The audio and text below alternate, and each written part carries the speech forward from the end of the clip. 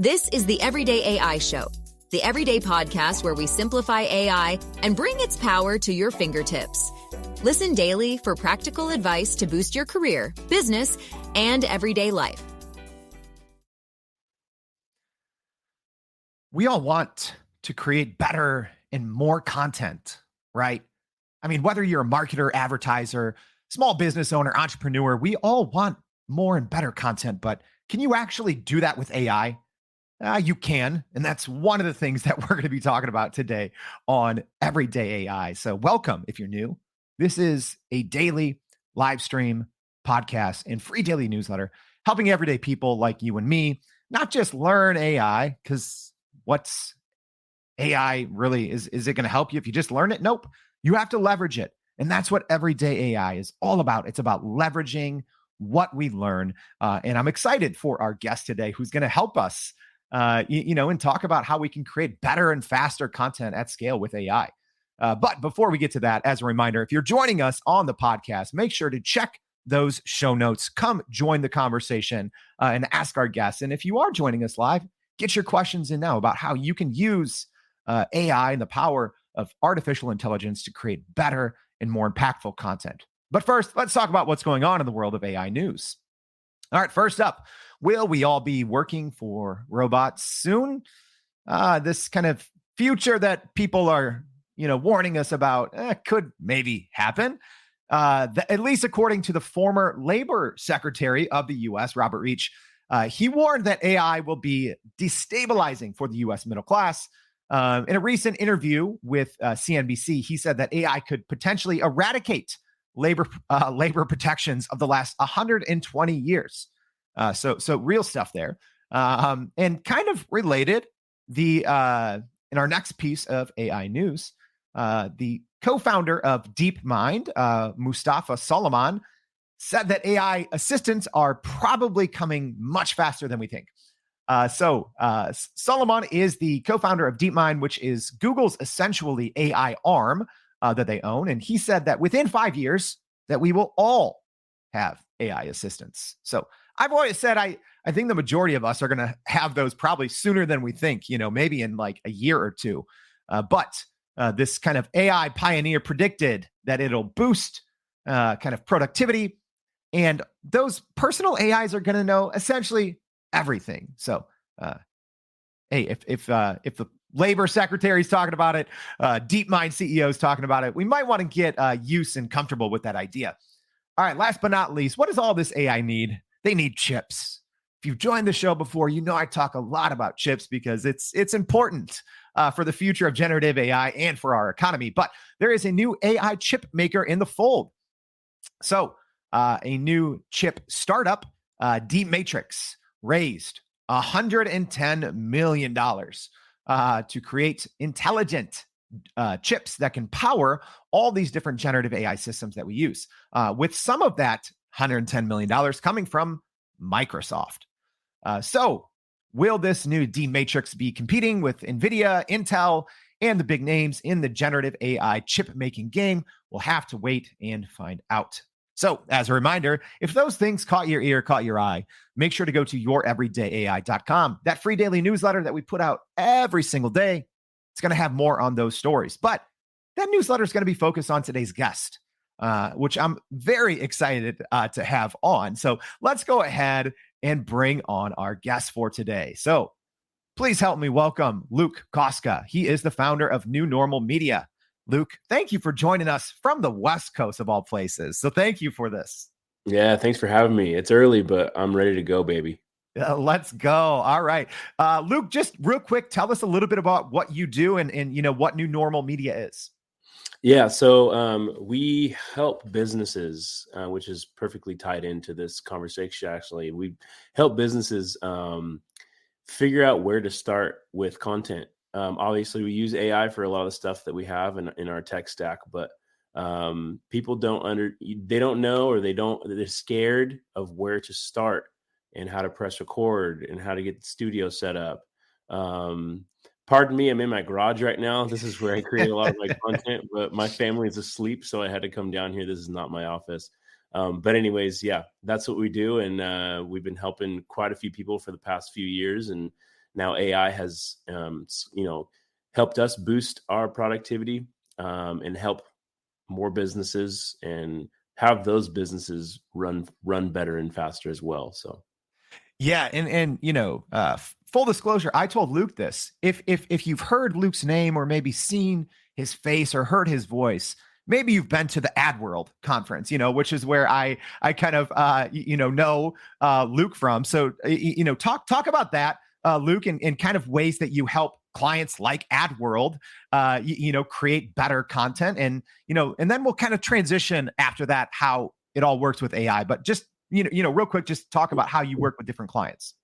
yeah, so for AdWorld, they reached out to me. What was that? I think it's been almost 2 years now. 2 years ago, and they saw my content, so they wanted to create something like that. So they wanted kind of like a host, and so I mean, I started as a videographer, but I'm also just so happen to be, hopefully I'm fairly good in front of the camera. Some people could beg to differ. Um, but yeah, so I kind of just ran everything myself. I slowly got a team of people to help me do all the grunt work, the day-to-day stuff. But in the beginning, it was just me. I was scripting, recording, and posting 2 pieces of content on the weekdays, 2 pieces of content a day. And I've been doing this for about 3 years. Wow. So I got a good grasp on what worked and what didn't.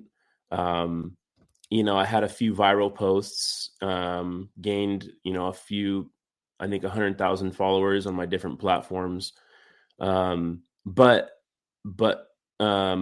once AI came out for AdWorld, that's when things really started to see this like crazy boost.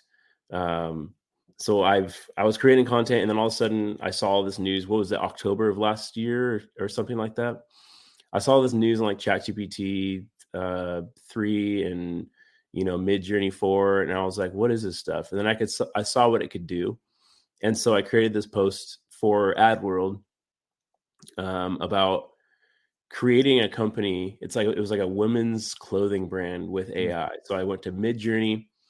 I created like a flat lay of their products with a logo, neutral tones. And then I went to Durable and I created a website in like 60 seconds for it. I went to ChatGPT, created all the copy for the website. And it was like the first one that went viral for AI. And then the whole company at AdWorld, like, kind of knew they kind of had to switch gears because of how well that video did. And so, as everyone in the marketing industry has, they switched a lot of their, not because of me, but just because of like the success we found mutually in what AI, how important AI was to people. Obviously, with all the views and all the comments, it was. And so ever since then, I switched all my gears with AdWorld, and now I mostly talk about AI. They have a whole new AI track where they have speakers come in, people that you've actually talked to, come in and talk about AI, and it's super important. Yeah. As you can tell, you have a podcast based on AI, so like it's just so important for the way that things are going. And yeah, that's what I do for AdWorld, and it's been really cool. I think I've got a lot of experience figuring out people's minds, how people's minds work is what I've gotten the most experience in. Yeah. There's definitely a shift. And, I even saw that, we were talking, I've attended AdWorld for years. My main company, Accelerant Agency, has had, sponsor booths at AdWorld, the digital booths. So I'm sure a lot of people, will really relate to that shift. Right. And it's not just AdWorld that's gone through that shift. It is the industry. Right. Yeah. But before we get into that, I do want to remind everyone, get your questions in for Luke, because Luke really knows what he's talking about. So thank you for, if you are joining us live, Ahmed saying the best time of day. Thank you, Ahmed. Val, hopefully making our mornings fun. Yes. Thank you. Maybrit with the comment, I feel like you know me too well. Each episode is exactly what I need for all my projects. Early check-in. So Luke, let's get back to that and let's talk about that shift. Kind of like what you talked about, how ad world even started to make this shift on helping marketers and advertisers across the world keep up with generative AI. So even for you personally, let's talk about how that shift has happened, and how has AI kind of changed your workflow for New Normal Media. And then let's just even talk a little bit about what that workflow even looks like now. Yeah. So it started out with myself, just like pumping out content, working my butt off, working late through the night and everything. So I knew that had to change because I have 2 kids, super young kids. And I was just like, okay, we need to figure this out. And that was like right when AI kind of came out. So I wanted to start utilizing it so I can get some time back with my family. And that's what I did. And some of the tech stack that I use, I come up with all the scripting for a lot of my clients. ChatGPT, unfortunately, is not very funny. And I create a lot of content that is based around comedy. My wife, maybe she doesn't think I'm as funny as I do, but hey, I've gotten at least a few laughs here and there. But so I have to enter into ChatGPT like just an idea factory, pretty much is what I call it. Like I need it to spit me out like 20 ideas. And so I figured out prompting. I figured out how to create something that'll just spit me out ideas for my client. And once I have those ideas, then I can iterate on them. Because if you come up with a script or scripting for your videos from ChatGPT straight up, it's most likely going to be like super cheesy. It might give you like good facts. It might give you valuable information, which is great, but you need to be iterating on your ChatGPT outputs. And so then I go to ChatGPT. I send the script to my client, and we base it all off of the pain points of our client. So you have to be asking ChatGPT, what are the pain points of my client? What are the 25 pain points of someone who is thinking about going solar, but just hasn't done it, or whatever the client is, a chef? What are the pain points of someone watching, cooking content? Like, what do they want? What do they need?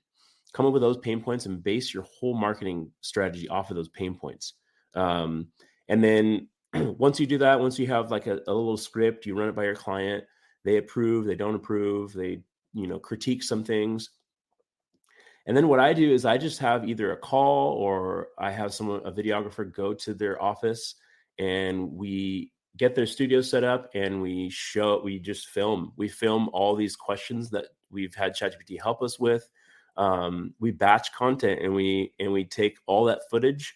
Sometimes it's on a platform like this. We use Riverside to get it's like Zoom on steroids, and we get all that footage from all those questions we asked them, and hopefully, add some B-roll to it to, if let's say you're in Chicago, we're in Southern California, we try to have their company grab B-roll, which is footage to grab on top of the main footage. And then we piece everything together with my video editor.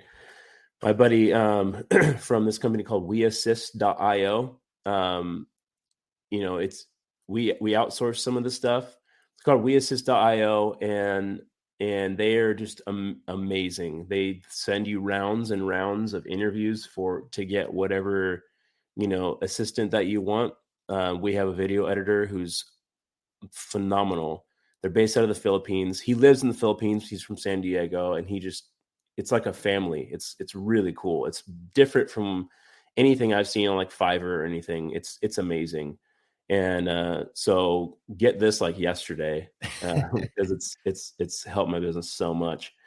And then we run, through tools like Descript is one that we run it through. They do a great job on, subtitles and small editing here and there. We use the Adobe suite. So we have Premiere Pro, and anything else we'd want. Photoshop Beta is a big one for me. And then obviously, Midjourney for a lot of the graphics. From what I've seen, the graphics from Midjourney are not saturated yet. They're getting there. It's getting there to the point to where, okay, like everything looks like Midjourney, but it's not there yet. Like there's some people that still don't even know what Midjourney is. Right. Yeah. It's And crazy. It's crazy to think, because I feel we talk about Midjourney, see it so much, but yeah, even ChatGPT, right, Luke? Like there's yeah, actually people that, strangely enough, that I'll talk to in my daily life, and they're like, "What's ChatGPT?" And I'm like, yeah, "Okay, maybe yeah. I live in an AI bubble." No, that's good though. Our jobs, like we have a lot of work. Like like Yeah. there's a lot of people who need us, you know?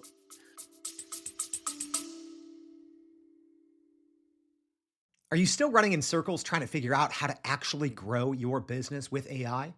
Maybe your company has been tinkering with large language models for a year or more, but can't really get traction to find ROI on Gen AI. Hey, this is Jordan Wilson, host of this very podcast. Companies like Adobe, Microsoft, and NVIDIA have partnered with us because they trust our expertise in educating the masses around generative AI to get ahead. And some of the most innovative companies in the country hire us to help with their AI strategy and to train hundreds of their employees on how to use Gen AI. So, whether you're looking for ChatGPT training for thousands or just need help building your front end AI strategy, you can partner with us too, just like some of the biggest companies in the world do. Go to youreverydayai.com/partner to get in contact with our team, or you can just click on the partner section of our website. We'll help you stop running in those AI circles and help get your team ahead and build a straight path to ROI on Gen AI. Absolutely. So you kind of walked us through some of your process, and I'm sure there's still a handful of other tools that you use, but I do want to get to a couple questions here, and then maybe we can tap back into some of your your processes here. So Brian with a great question. If you're using any automation tools in conjunction with ChatGPT, which I think is a great idea. I'm a huge automation nerd, but Luke, what about you? Are you using any tools in conjunction with ChatGPT? Yeah, so I have like a back end person. Okay, so we have a lot of people who are probably different brained than me. I'm a creative. And so I am like super high level, the guy who just plans out the big ideas and stuff Mhm. like that in our company. I'm not the back end person, but we definitely do have.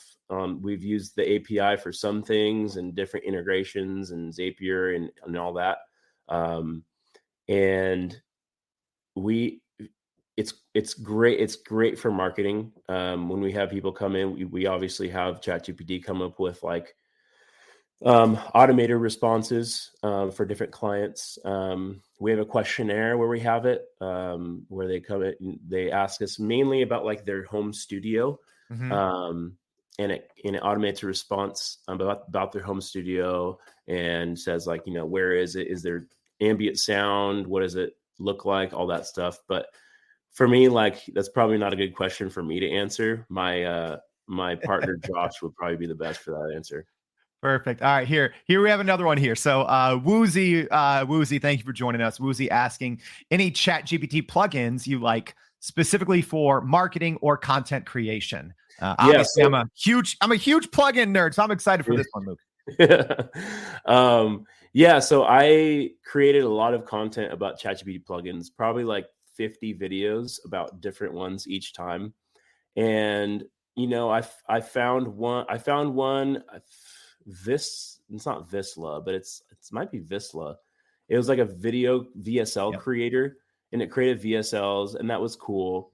Um, and I went over 50 different ones, and like I never found one that I was like, okay, this is gonna change my life. Mm, And so if it doesn't do that for me, I don't use it. And so like I kind of and if there are any, please let me know because that would help with my situation. Please let me know because that, I would love that.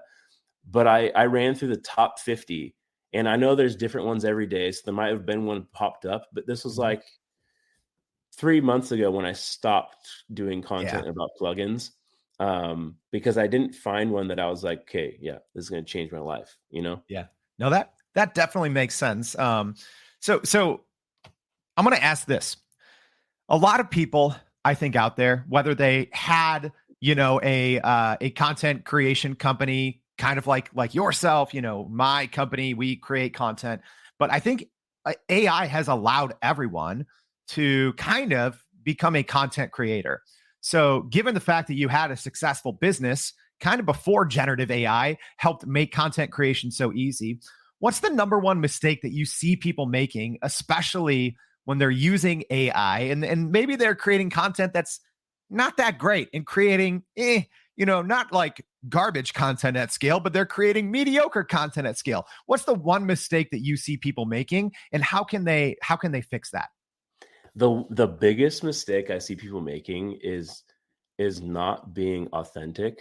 Mm. And it's so obvious to me when it's because we're in the industry and we can sniff it out better, but like it's going to be a problem. It's going to be a huge problem. The inauthenticity of people using ChatGPT and just posting that without iterating, or not being very good at Midjourney and posting a visual thinking, oh, like, honey, come look at this picture, it's awesome. It's like you really need to study.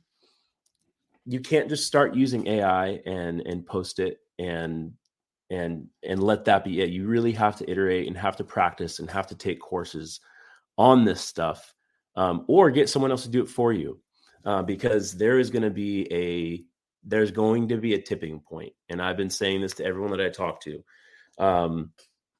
In the next few years, it's going to be so saturated that you're going to need to figure out, with AI, you're going to need to figure out how to become different and how to be unique. And that's why I think video is the last like AI tool that is going to like look good. Yeah. Images are great. Text is great. But video is not really close to me. Like, you have HeyGen and all that stuff that automates your face and automates your mouth moving. It's not there yet. It's getting there, but it's not there yet. And I just think that authenticity is so important with AI.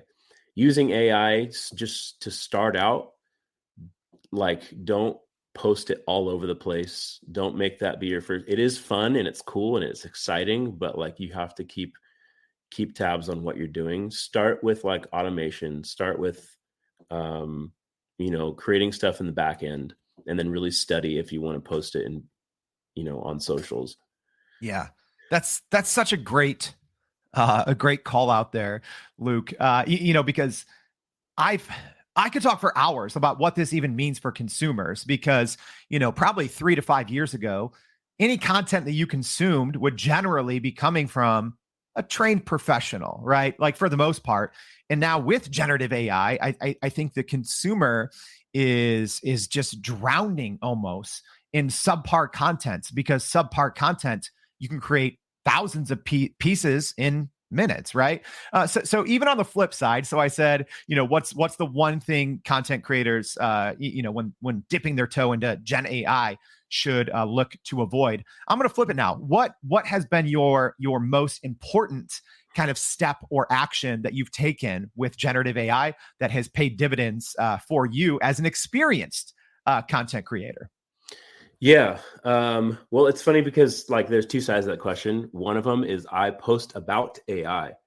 And so I think being really specific in my content and actually showing people how to use the AI tools, like literally I posted about myself in a selfie mode and I said, hey, check out this tool. I said something like, this tool is stupid or something like that. And it was a good hook. And then I showed the tool, showed how to use it, and I got 6.8 million views. And so like just being specific about what you're talking about is going to be super, super helpful if you're posting about AI stuff. For all the people who aren't, making content about AI, and for myself, just generally, I mean, if you know how to use ChatGPT, you can pretty much do anything. If you can study ChatGPT and figure out how, like, prompt engineering, that's going to be the most important thing for the broad scale of businesses. If you can figure out how to like automate your prompts and create prompts for your business, kind of like an SOP, to where you can get your employees to say, hey, I need a prompt for a new client. Boom. And then you just type it in, have it go onto the website and grab some information from the website. And then boom, you have everything that you need in relation to your business and that client. I would say have a prompt tool belt and just have SOPs as prompts for ChatGPT. That's the thing that's really changed the game for us is it figuring out ChatGPT. Yeah. It sounds almost, I'd say, like there's so much noise out there, specifically even with ChatGPT, that you really have to, Luke, I love what you said is create SOPs for your business, right? I think so many people are just trying to see what's, trending on the internet or, what this person is, saying about ChatGPT and try to make it work for you. But, Luke, you bring up such a good point where it's actually the opposite. You need to understand what your business needs and then use ChatGPT and other tools around that. So we've covered actually so much, so Luke, we went over a little bit on your background. We went over some of your favorite AI tools, do's and don'ts, but what's your last piece of advice for, maybe you've inspired someone, maybe you've taught someone something about AI that they didn't know previously. What's that one takeaway that you hope people can take from you and from this conversation to start actually leveraging AI in whatever they do? What's that one thing? Yeah. I think that one thing is getting your time back. And that's what AI has done for me. And I want people to understand like the heart behind everything and just being able to be a good person to your friends and your family. That's what AI gave me. I was working all day, every day and night, and I was able to use, ChatGPT and Midjourney and other tools to give me back all my time because I wasn't writing. I wasn't doing all this stuff anymore. I was having ChatGPT do it. So if you can leverage that, and most people can do it. Obviously, if you're a doctor and all that stuff, like you can't use it as like I do, but most people who are remote workers can make this happen. Whether that means maybe you want to use it and go do more work. That's great. But utilizing ChatGPT just to enhance your life, enhance yourself as a person, a friend. And, I think that's just like the advice that people need to hear. It's not just to like make you do a ton more necessarily. It's to make you, I think it's a great tool to give you your time back. If that's how people see it, then it's just going to make the world a better place. Because there's so much negativity in the future of what AI can do, because it's crazy tool. But I think people need to start leveraging it to be better humans. So good. This is one, y'all. If you tune in late, hit the replay, hit the rewind, listen to this one. Luke, thank you so much. And hey, just quick as a reminder, check out New Norml. We're going to be putting all this in the newsletter. So if you aren't subscribed to the newsletter and you couldn't take notes fast enough, just go to youreverydayai.com. Make sure to check out the show notes. We're going to have links to a lot of the things that Luke was talking about, some of the advice. And hey, he also dropped, which I swear I didn't even ask him to, but even talking about Zapier, which is actually our show tomorrow. So make sure you join us for that one. But hey, Luke, thank you so much for coming on the show and for joining us. We really appreciate you sharing all of your insights. Yeah, no problem. It's great having you guys. Great way to start my morning too. Oh, I love it. All right. Well, hey, we hope to see you back tomorrow for that Zapier and just more of everything at Everyday AI. Thanks, y'all. And that's a wrap for today's edition of Everyday AI. Thanks for joining us. If you enjoyed this episode, please subscribe and leave us a rating. It helps keep us going. For a little more AI magic, visit youreverydayai.com and sign up to our daily newsletter so you don't get left behind. Go break some barriers, and we'll see you next time.